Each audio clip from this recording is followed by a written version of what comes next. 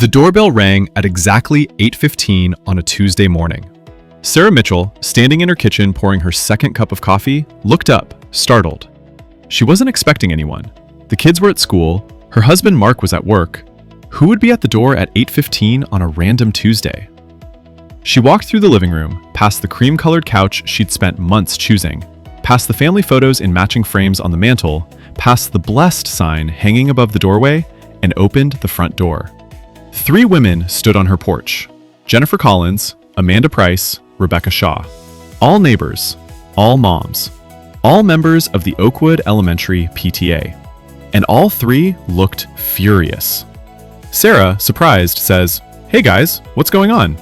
Jennifer, crossing her arms tightly across her chest, says, "We need to talk. Can we come in?" Her voice wasn't friendly. It was clipped, tight, barely controlled. Sarah, confused but nodding, says, "Of course, come in." The 3 women walked past her into the house. Sarah closed the door behind them and followed them into the living room. They didn't sit.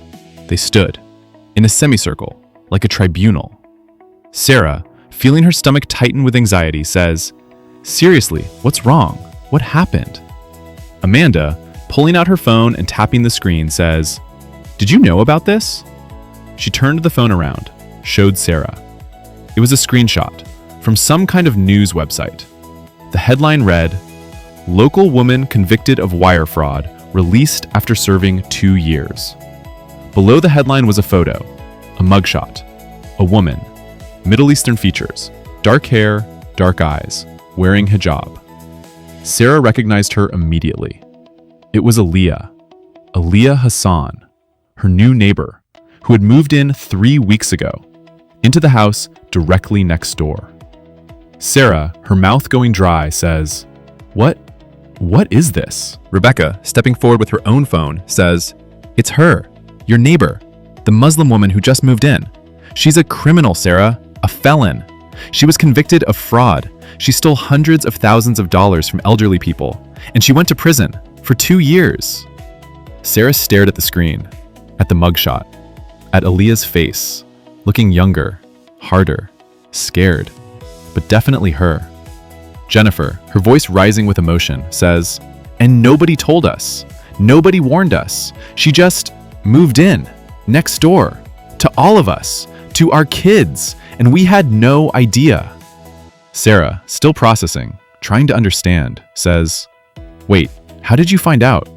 Amanda, her face flushed with anger, says, "Tom did a background check, Rebecca's husband. He's a lawyer, remember? He runs background checks on everyone in the neighborhood, for safety.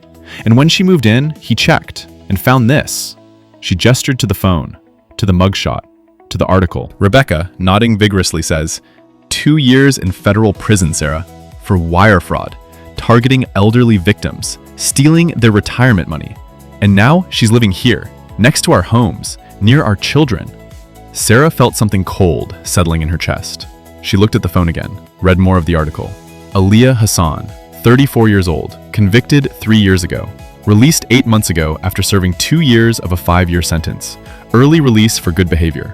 Jennifer, leaning closer, her voice dropping to something more intense, says, "Sarah, you're the PTA president. You're the neighborhood association leader. People listen to you, respect you, trust you, and you have a responsibility to keep this neighborhood safe, to protect our families, our children."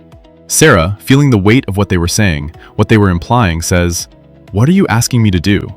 Amanda, not hesitating for even a second, says, "Get her out. Use your position. Talk to the homeowners association. Find a violation. Anything. We can't have a convicted felon living next door. We won't." Rebecca, nodding in agreement, says, "My husband already looked into it. There are clauses in the HOA contract. Moral character, community standards. We can force her to sell, to leave, legally." Jennifer, putting her hand on Sarah's arm, squeezing, says, "You're the leader, Sarah. We're following you. But you need to lead. You need to do what's right. For all of us. For our kids." The 3 women looked at her, expectant, certain, waiting. Sarah, her heart pounding, her mind racing, says, Let me think about this, okay? This is a big decision. I need to think." Jennifer, pulling her hand back, her expression hardening, says, "What's there to think about? She's a criminal, a felon. She lied to us by not disclosing. She's dangerous. Sarah, trying to keep her voice steady, says, She served her time, didn't she? I mean, if she's out of prison, that means she paid her debt to society, right? Amanda, scoffing, says, Paid her debt? Sarah, she stole from elderly people, from grandparents, people like our parents. She destroyed lives. And you think 2 years makes that okay? Rebecca, shaking her head, says, I can't believe you're defending her. You don't even know her. Sarah, defensive now, says, I'm not defending her. I'm just saying, we need to be careful. We need to think this through. We can't just attack someone without... Jennifer, interrupting, her voice sharp, says, Attack? We're not attacking anyone. We're protecting our community, our families. That's not attack. That's responsibility. Silence. Heavy.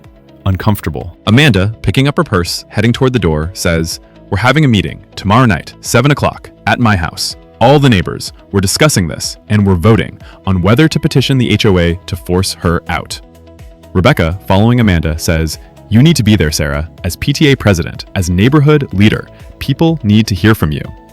Jennifer, the last to leave, pausing at the door, turning back, says, And Sarah, think about what side of this you want to be on, because people will remember. They'll remember if you stood with us or with her.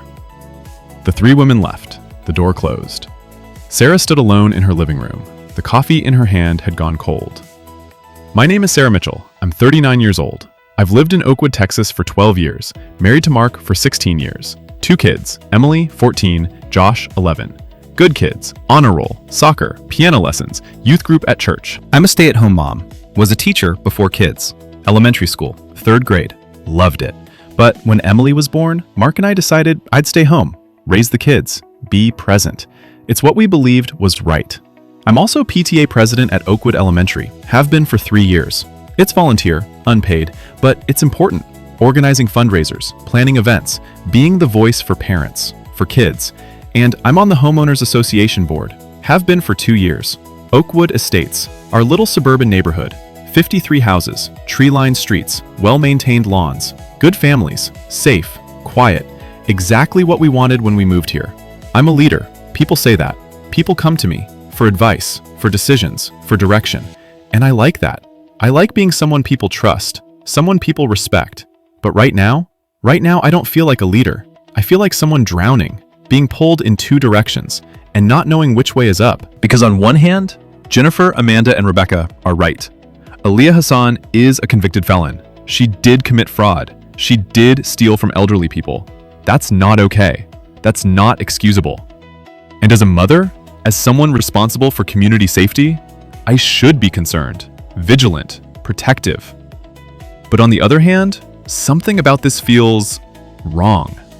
The anger in their voices, the certainty in their eyes, the way they said the Muslim woman instead of just the neighbor, the way they showed me the mugshot like it was proof of ongoing danger, not past mistake, but present threat. And I keep thinking about Aaliyah, the few interactions we've had since she moved in 3 weeks ago. Sarah, sitting at the kitchen table, staring into her now cold coffee, remembers the first time she met Aaliyah. It had been moving day, 3 weeks ago, Saturday morning. Sarah had been in the front yard watering the flower beds when the moving truck pulled up next door. She'd watched. Curious. The previous owners had been the Hendersons, elderly couple, sweet. They'd moved to Arizona to be near their daughter. The house had sold quickly, cash buyer. No one in the neighborhood had met the new owner yet. The truck backed into the driveway. 2 movers got out, started unloading. Furniture, boxes, standard moving day. And then a car pulled up, a modest Toyota Camry, gray, maybe 10 years old, and a woman got out. Sarah had noticed immediately the hijab, covering her hair, dark blue, modest dress, long sleeves, long skirt, Muslim, obviously. Sarah had felt something, not quite discomfort, but awareness. Oakwood was predominantly white, predominantly Christian. There were a few Hispanic families, 1 Asian family, but no Muslims, not that Sarah knew of. The woman had looked around, taking in the neighborhood, the houses, the street, and then she'd seen Sarah, and smiled, and waved. Sarah, caught between politeness and uncertainty, had waved back. The woman, walking across the lawn toward her, extending her hand, had said, "Hi, I'm Aliyah Hassan. I'm your new neighbor." Her voice had been warm, friendly, accented slightly, Middle Eastern, but fluent English. Sarah, shaking her hand, had said, Sarah Mitchell, welcome to the neighborhood." They'd talked, just a few minutes, small talk. Aliyah was moving from Dallas, worked remotely, software testing, liked the neighborhood, thought it seemed peaceful, perfect for a fresh start. Fresh start, that's what she'd said. Sarah remembered, fresh start. Sarah had been friendly, welcoming, had offered to help if Aliyah needed anything, had mentioned the neighborhood Facebook group, the monthly book club, the HOA meetings. Aliyah had thanked her, said she appreciated it, and then went back to directing the movers. Sarah had thought nothing of it. New neighbor, seemed nice, bit different, but nice. Over the next 3 weeks, they'd waved to each other, said hi in passing, brief, neighborly, nothing more. Until today. Until Jennifer, Amanda, and Rebecca showed up with that mugshot, with that article, with that demand. Sarah, still sitting at the kitchen table, says aloud to herself, "She's a felon. She stole from people. She went to prison." But then another voice, quieter, says, "She served her time. She paid her debt. Isn't that how the justice system works?" And another voice, louder, more insistent, says, "But she lied. She didn't tell anyone. She moved in like nothing happened, like she's just a normal person. That's deception." And yet another voice, the one that sounds uncomfortably like her mother's, says, "You're judging her based on her past, based on one mistake. How many chances do people get? Only one?" Sarah, frustrated, standing up abruptly, says, "I don't know. I don't know what to think." She walked to the window, looked out. At the house next door, Aliyah's house. The curtains were open. She could see movement inside. Aliyah, walking past a window, carrying something, living her life. Does she know? Sarah wondered. Does she know we found out?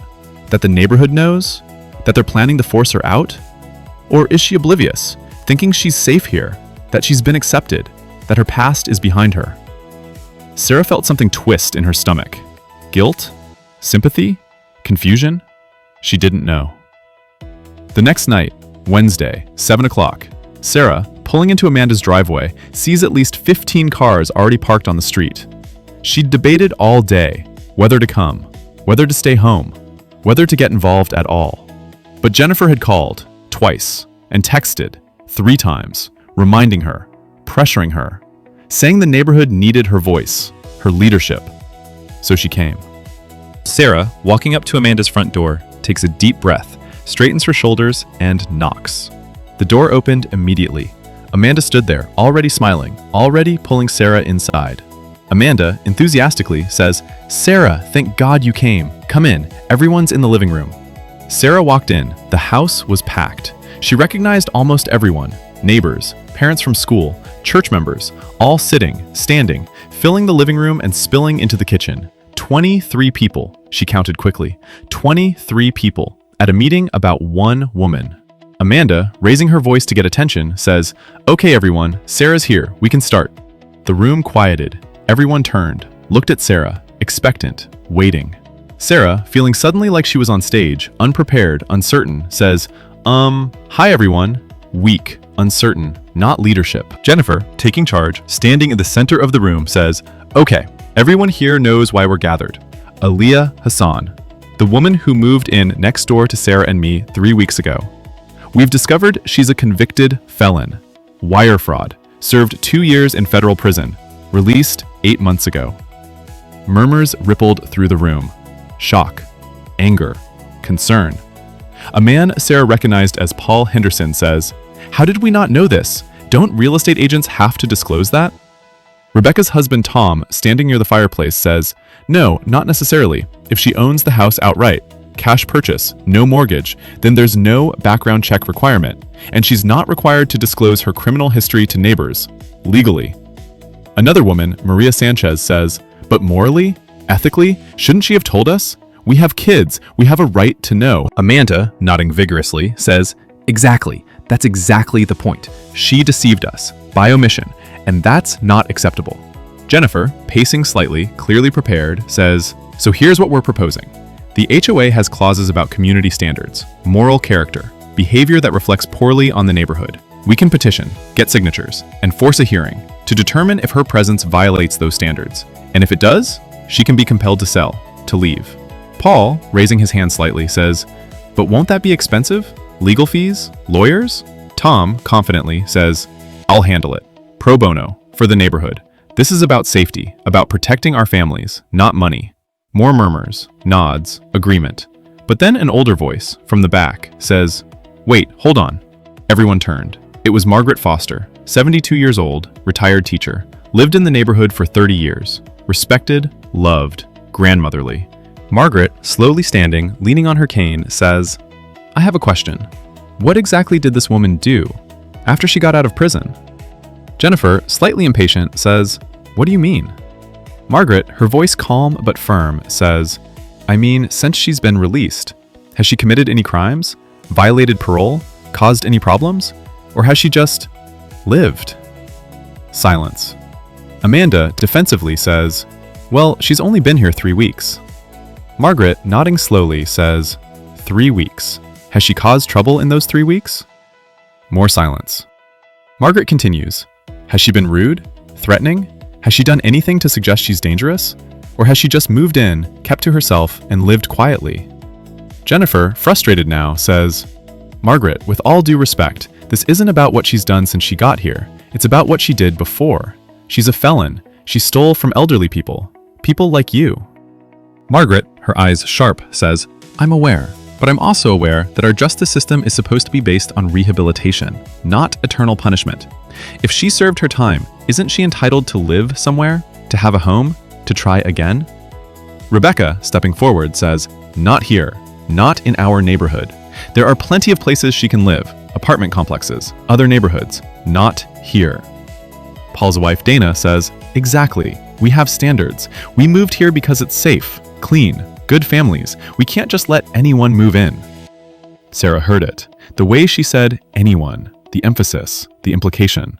And she wondered, is this really about the fraud? Or is it about something else? The hijab, the accent, the fact that Aaliyah is different. Margaret, still standing, says, "I'm just asking that we think carefully before we destroy someone's life, because that's what we're talking about. Forcing her to sell, to leave, to uproot. Again, that's destruction, and we need to be sure, very sure, that it's justified." Jennifer, her voice hardening, says, "It is justified. She's a criminal." Margaret, meeting her eyes, says, "She was a criminal. Past tense. Unless you have evidence, she still is. Present tense." Tense silence. Battle lines drawn. Amanda, trying to regain control, says, "Okay, let's vote. All in favor of petitioning the HOA to investigate Aaliyah Hassan and consider forced removal, raise your hand." Hands went up, quickly, eagerly. Sarah counted. 16 hands out of 23 people. Amanda, satisfied, says, 16. That's a clear majority. Motion passes. She looked at Sarah, directly, pointedly, says, "Sarah, as PTA president and HOA board member, we need you to sign the petition, to lead this. Will you?" Everyone looked at Sarah. All eyes, all expectation, all pressure. Sarah felt her heart racing, her hands sweating, her mind screaming. What do I do? What's right? Do I protect the neighborhood? Or do I protect someone who maybe deserves a second chance? Do I lead by following what they want? Or do I lead by standing for something different? Sarah, her voice barely above a whisper, says, I need to think about it." Jennifer, incredulous, says, "Think about what? It's simple. Yes or no." Sarah, stronger now, says, "It's not simple. Not to me. And I'm not making this decision tonight. I need time." Amanda, disappointed, says, "Sarah, people are counting on you." Sarah, standing, grabbing her purse, heading for the door, says, "I know, and I'll give you an answer, but not tonight." She left, quickly, before anyone could stop her, before she could change her mind, before she collapsed under the weight of expectation. Sarah, driving home, hands gripping the steering wheel so tightly her knuckles were white, felt tears building. She didn't cry, not yet, but she felt it, the pressure, the confusion, the guilt. Why is this so hard, she thought. Why can't I just decide? She pulled into her driveway, sat there, engine off, lights off, just sitting, in the dark. And then she saw movement. Next door, Aaliyah's house. The front door opened. Aaliyah stepped out, carrying trash bags, walking toward the curb. Sarah, on impulse, opened her car door, got out, says, "Aaliyah." Aaliyah, turning, surprised, smiling, says, "Sarah, hi, how are you?" Sarah walked toward her, slowly, not sure what she was doing, not sure what she would say. Sarah, stopping a few feet away, says, "Can I ask you something?" Aaliyah, setting down the trash bags, concerned now, says, "Of course. Is everything okay?" Sarah, taking a breath, says, "Why didn't you tell us about your past, about prison?" Aaliyah's face changed. The smile disappeared, replaced by something else. Recognition, fear, resignation. Aaliyah, quietly, says, "You found out." Sarah, nodding, says, "Some of the neighbors did a background check. They know, and they're upset. They're talking about forcing you to leave." Aaliyah closed her eyes, breathed deeply, opened them again, and Sarah saw tears there. Aaliyah, her voice shaking, says, "I didn't lie. I just didn't volunteer the information. I thought maybe I could just start over, be a normal neighbor, a normal person. I thought maybe I'd earned that. After 2 years in prison, after losing everything, I thought maybe I deserved a chance." Sarah, feeling something crack inside her chest, says, "What happened? Why did you do it?" Aaliyah, looking away, says, "My husband, ex-husband now, he ran the scheme, financial planning company, targeting elderly clients, convincing them to invest in fake accounts, stealing their money. I worked for him, kept the books, did the paperwork. I didn't know, not at first, but when I found out, I should have stopped it, should have reported it, but I didn't. I was scared, I was complicit. And when the FBI came, they arrested both of us, and I went to prison for 2 years." She wiped her eyes, continued. "My husband got 5 years, still in prison. We divorced, obviously. I lost everything. My career, my reputation, my family disowned me, brought shame, in my culture, in my faith, unforgivable." She looked back at Sarah, eyes red, but voice steady. "And when I got out, I tried to rebuild, to find a place where no one knew me, where I could just exist, work, live, be invisible. And I thought I found it here, in Oakwood, small neighborhood, quiet, safe. I thought I could disappear. But I guess you can't disappear from your past. It always finds you." Sarah, feeling tears now running down her own face, says, "I'm sorry. I'm so sorry." Aaliyah, shaking her head, says, "Don't be sorry. You didn't do this. I did. I made choices, bad choices, and I'm paying for them. I'll always be paying for them." She picked up the trash bags, started to turn back to her house. Aaliyah, pausing, looking back, says, "Sarah, when they force me out, and they will, I just want you to know something. I'm not a monster. I'm not dangerous. I'm just someone who made terrible mistakes and is trying to live with them. That's all. Just trying to live." She walked back inside, closed the door. Sarah stood there, alone, in the dark, between 2 houses, 2 worlds, 2 choices, and she didn't know which one was right. Sarah didn't sleep that night, at all. She lay in bed, staring at the ceiling, Mark snoring softly beside her, and she couldn't stop thinking about Aaliyah, about the meeting, about the petition, about leadership, about what it means to protect a community, about what it means to show mercy, about what Jesus would do. That thought startled her, because she hadn't thought about Jesus, not really, not in a long time, not in a way that mattered. She went to church every Sunday, had for years, sang the hymns, listened to the sermons, smiled and greeted people, served on committees. But when had she actually asked, what would Jesus do in this situation, with this person, with this decision? And the more she thought about it, the more uncomfortable she became. Because if she was honest, if she really looked at Jesus's life, his teachings, his actions, she knew what he would do. And it wasn't what the neighborhood wanted. The next morning, Thursday, Sarah woke up, exhausted but determined. She made breakfast for the kids, sent them to school, made coffee for Mark, kissed him goodbye, and then she sat down at the kitchen table, opened her laptop, and started typing. An email, to the HOA board, to the neighborhood Facebook group, to everyone at the meeting. She wrote, "Dear neighbors, I've thought a lot about the situation with Aliyah Hassan, about the petition, about what we should do as a community, and I've decided I can't sign it. I can't support forcing her to leave. Not because what she did wasn't wrong. It was. She committed a crime. She hurt people, and she went to prison for it. But she served her time. She paid her debt. And as far as I can tell, she's trying to start over, to live quietly, to rebuild her life. And I don't think it's our place to continue punishing her, to deny her a home, a community, a chance." I know this isn't what many of you want to hear. I know some of you will be angry, disappointed. You might not trust my leadership anymore. And I understand. But I can't lead something I don't believe is right. And I don't believe this is right.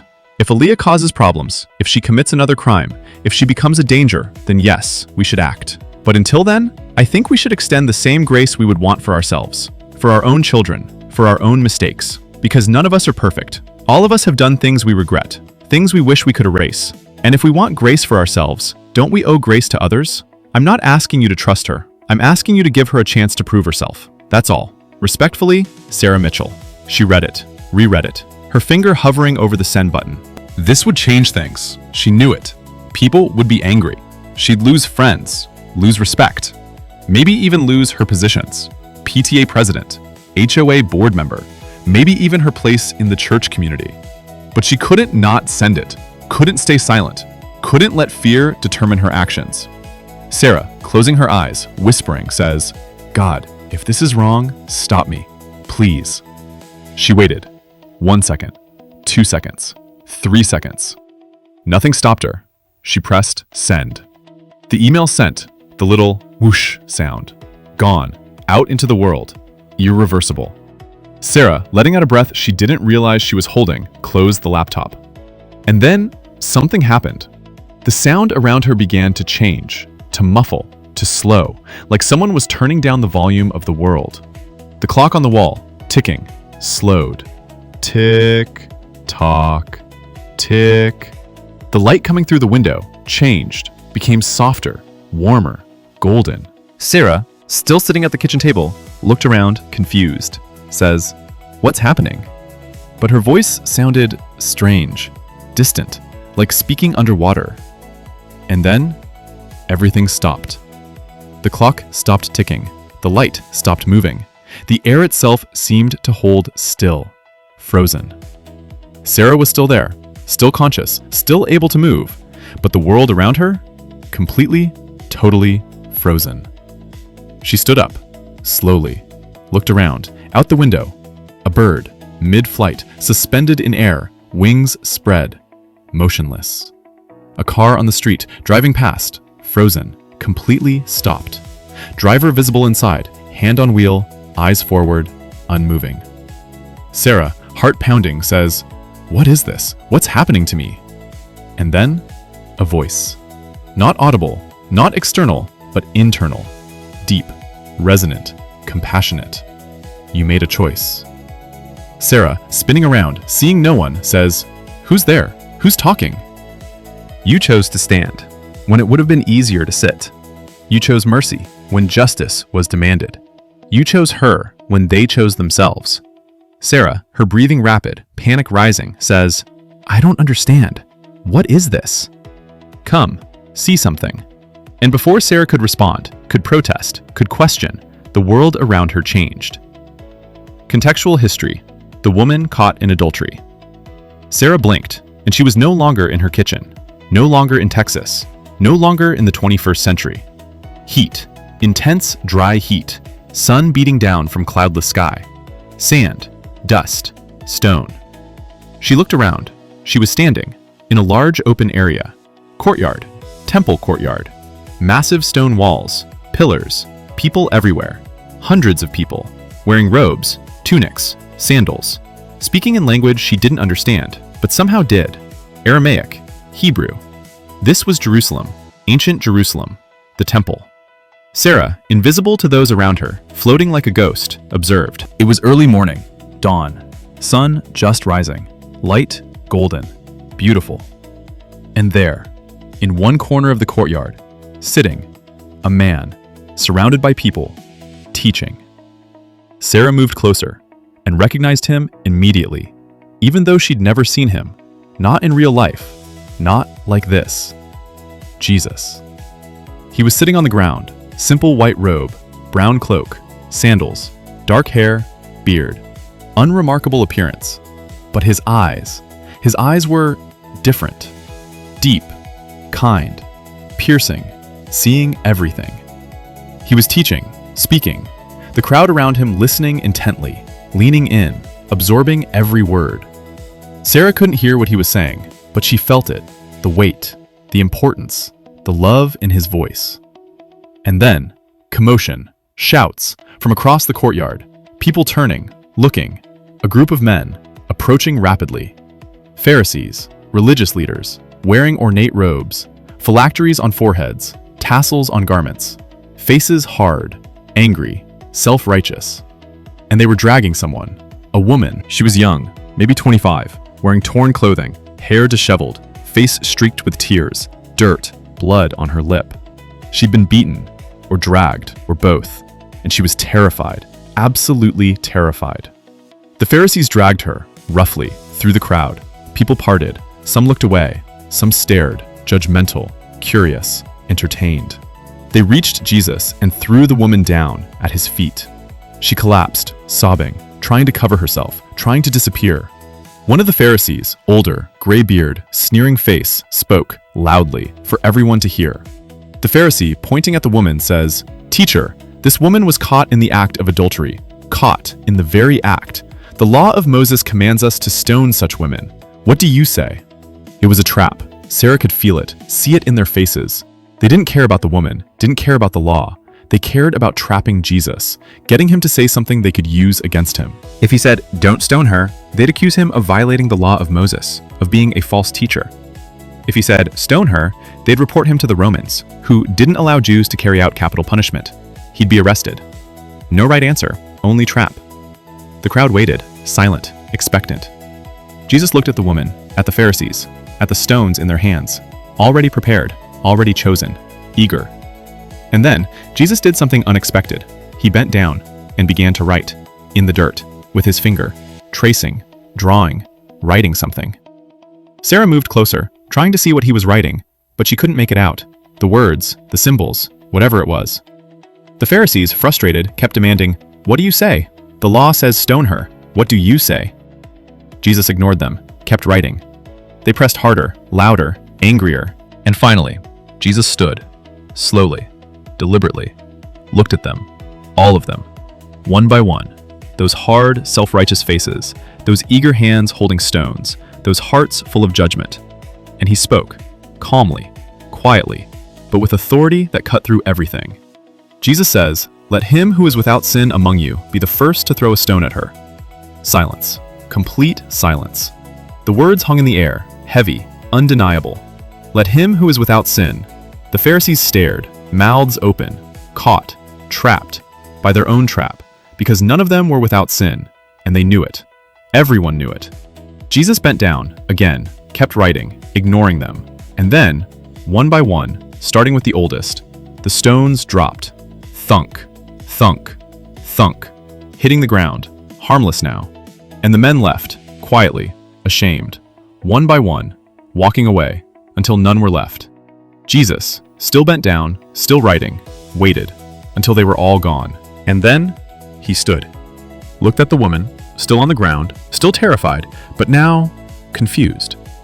Why wasn't she dead? Why hadn't they stoned her? Jesus gently says, "Woman, where are they? Has no one condemned you?" The woman, looking around, seeing no one, says, "No one, Lord." Jesus, with such kindness, such lack of judgment, such love, says, "Neither do I condemn you. Go, and from now on, sin no more." The woman stared at him, tears streaming, not of fear now, but of disbelief, of gratitude, of being seen, really seen, not as her sin, not as her mistake, but as a person, worthy of mercy, worthy of another chance.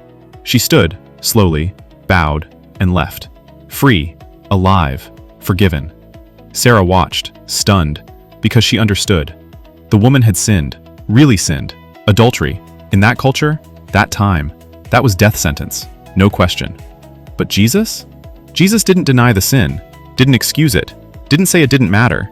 He just chose mercy over judgment, life over death, second chance over condemnation. Let him who is without sin. Because that's the thing about judgment. When you judge someone else, you're claiming you're better, cleaner, more righteous, without sin. But no one is. No one. The scene began to fade. The temple, the crowd, Jesus, all dissolving into light. The voice returned, that deep, compassionate voice. You saw. Sarah, tears streaming down her face now, whispers, I saw. What did you see? Sarah, her voice breaking, says, I saw a woman who sinned, who everyone wanted to destroy, to punish, to kill. And I saw Jesus, who didn't deny her sin, but chose mercy, chose her life over her death. And the Pharisees? Sarah says, they were righteous, self-righteous. They had the law, they had the rules. They were right, legally right. But they wanted to kill her, not save her, not help her, kill her. And Jesus? Sarah, understanding now, says, Jesus asked them to look at themselves, at their own sin, before judging hers. And when they did, they couldn't, because they weren't sinless. No one is. And you? Are you without sin? Sarah closed her eyes, thought about her life, her mistakes, her failings, times she'd lied, times she'd been selfish, times she'd judged others, times she'd failed to love, failed to show mercy, failed to be Christ-like. No, she wasn't without sin, not even close. Sarah, opening her eyes, says, no, I'm not without sin, not even close. Then how can you throw stones? The question hit her like physical blow. How can you throw stones? How can you condemn? How can you judge? When you yourself are guilty, when you yourself need mercy. Sarah says, I can't. I can't throw stones. I can't condemn Aaliyah. Not when I'm not sinless. Not when I've made mistakes. Not when I need mercy myself. The neighborhood wants justice. They want her removed, punished. They're not wrong that she sinned, but are they right to demand her destruction?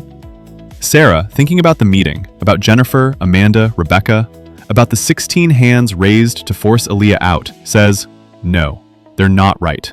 Because they're not seeing her. They're seeing her crime, her sin, her mistake, but not her, not the person, not someone who served time, who lost everything, who's trying to rebuild.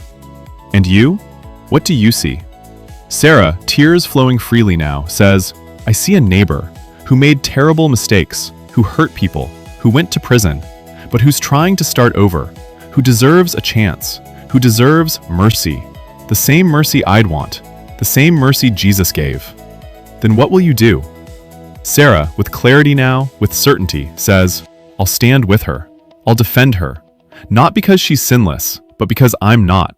And if I want mercy, I have to give mercy. The world returned. Sound rushing back. Clock ticking. Light moving. Air flowing. Sarah was back. In her kitchen. At the table. Laptop in front of her. She looked at the clock. 8:23 a.m. When had she looked last? 8:23 a.m. 7 seconds ago. 7 seconds.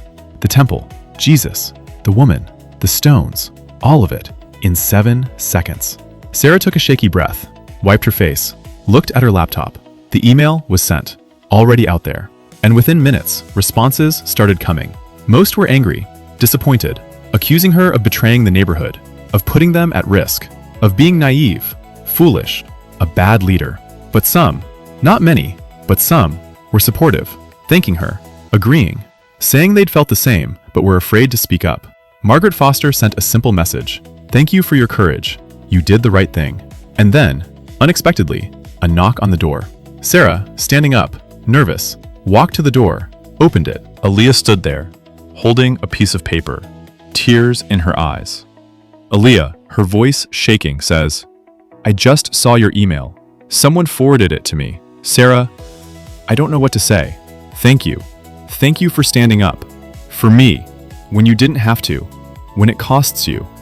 Sarah, stepping forward, impulsively hugging her, says, I'm sorry. I'm sorry for what they're doing, for what I almost did. You deserve a chance. a real chance, and I'm going to help you get it. Aaliyah, hugging her back, crying, says, I won't let you down, I promise.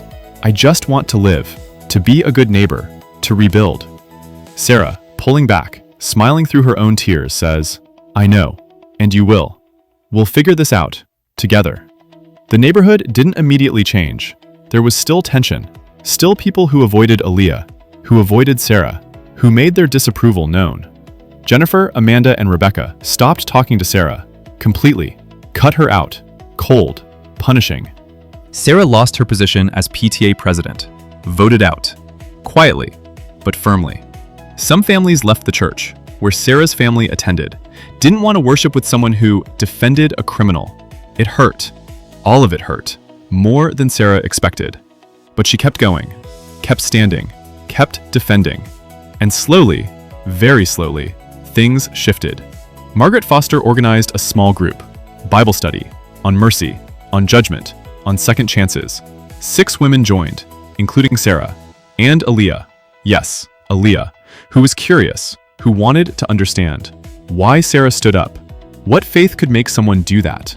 They studied, they talked, they prayed, and Aaliyah slowly started asking questions about Jesus, about grace, about forgiveness.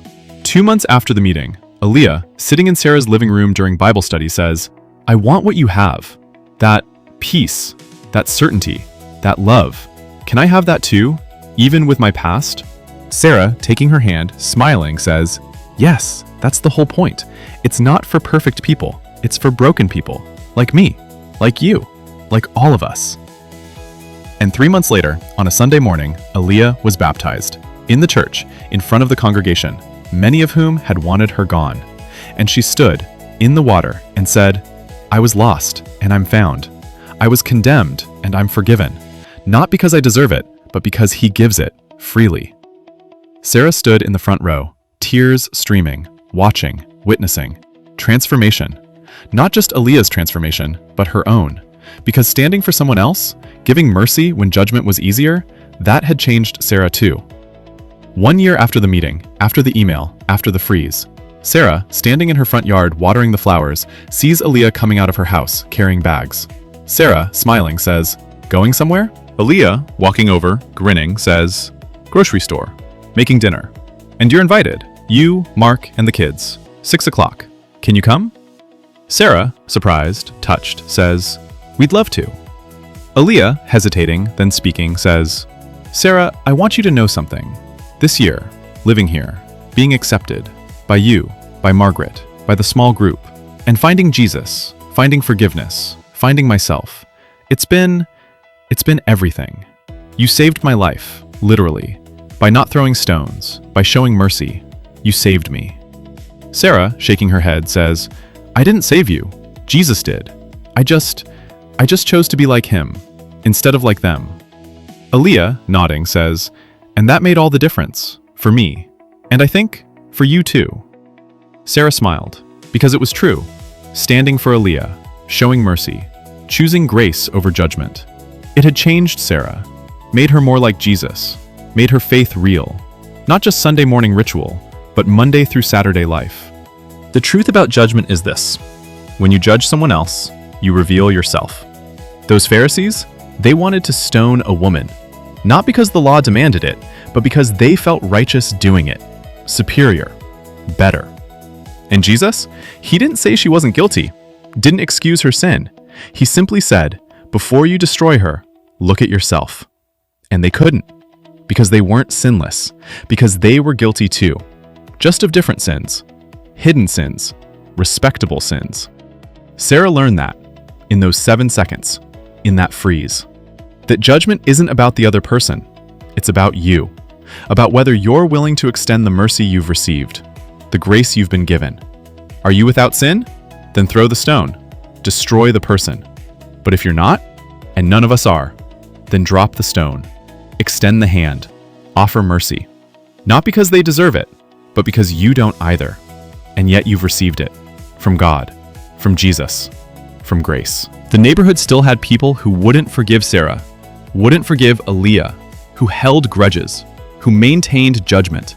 And that was their choice. their right, their burden to carry. But Sarah chose differently. She chose mercy. She chose to be like Jesus, not like the Pharisees. And that choice changed 2 lives, hers and Aaliyah's. Because mercy isn't just a gift to the receiver, it's freedom for the giver. When you stop judging, you stop carrying the weight of being perfect, of being righteous, of being better. You just become human, broken, forgiven, free.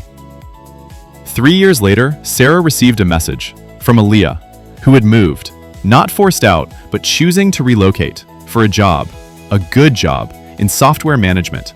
Proof of rehabilitation, proof of transformation. The message said, "Sarah, I'm moving to Colorado. New job, fresh start. Again." But this time, not running, just growing. I wanted to thank you, one more time, for seeing me when others only saw my sin, for giving me mercy when others gave me stones. You showed me Jesus, and he changed everything. I'll never forget you, and I'll spend the rest of my life showing others the mercy you showed me. Love, Aaliyah. Sarah read it, cried, smiled, and typed back, "Go shine, my friend. Go show the world what mercy looks like, what grace does, what Jesus is. I'm proud of you." And she was, so proud, not of herself, but of what God had done. Through one choice, one moment, one act of mercy. When the world wanted stones, she chose grace, and it made all the difference. This was Sarah's story, but it's also yours, because we all face these moments. When someone's past is revealed, when their mistakes are exposed, when judgment is demanded, and we have a choice. Do we pick up stones? Do we join the crowd? Do we condemn?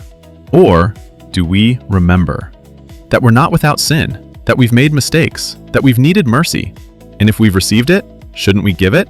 Jesus didn't deny the woman's sin, but he didn't let it define her either. He saw her as a person, worthy of life, worthy of another chance. Can you do the same? For your neighbor, your coworker, your family member, the person whose past isn't perfect, whose mistakes are visible. Can you drop the stone and extend the hand? Because that's what Jesus did. That's what he still does. For you, for me, for all of us. The question isn't, what would Jesus do? You know the answer. He showed you. At the temple, with the woman, with the stones. The question is, what will you do? Will you judge, or will you show mercy? The choice, as always, is yours. If you've been judged for your past, or if you've judged someone else, share your story in the comments below. How did mercy change things? Or how did judgment hurt? And if you want to go deeper into this story, download the free ebook, Dropping Stones, The Power of Mercy Over Judgment. Link in the description. This ebook includes complete historical context of the woman caught in adultery, why the Pharisees' trap was so dangerous, what Jesus wrote in the dirt, theories and theology, practical guide to showing mercy in your community, discussion questions for small groups, real stories of people who chose mercy over judgment, how to handle when you've been judged.